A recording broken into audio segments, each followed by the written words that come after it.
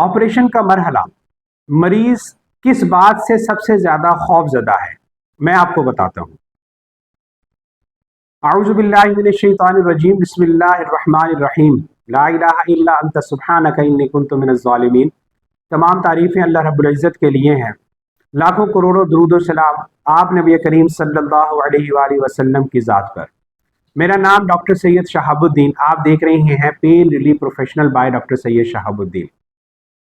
चूँकि मैं operation theatre में रहता हूँ और बहुत सारे अब तक हज़ारों लोगों से कि जो लोग अपने ऑपरेशन के मरहले से गुजरे, मैंने अक्सर उनसे एक सवाल किया कि इस सारे प्रोसीजर में आप किस बात से सबसे ज़्यादा खौफजदा हैं।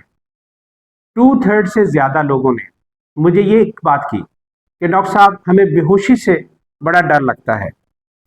हमें इस बात से डर लगता है कि पता नहीं होश में आएंगे भी या नहीं, कहीं डोज ऊपर नीचे तो नहीं हो जाएगी। मैंने उनसे अगला सवाल करता हूँ, मैं कहता हूँ क्या आप अपने एनेस्थेटिस्ट से मिले हैं? क्या आप उस डॉक्टर से मिले हैं कि जिसने आपको बेहोशी के अमल में से गुजारना है?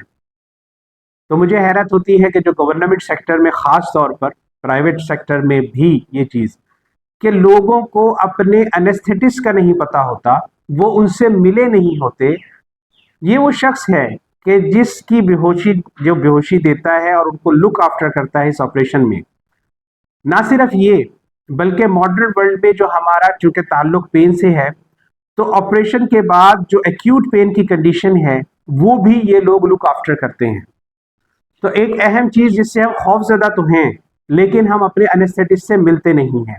आज की वीडियो बनाने का वाहिद मकसद यही है कि मेरी ये आपसे रिक्वेस्ट होगी कि कोई भी आपके ख़ानदान में या आप इस अमल से, ऑपरेशन से गुजरने जा रहे हैं, तो उस डॉक्टर से ज़रूर मिलिए कि जिसने बेहोशी देनी है उससे आप, और एक स्किल्ड एंड क्वालिफाइड एनेस्थेटिस्ट का होना आपका हक है।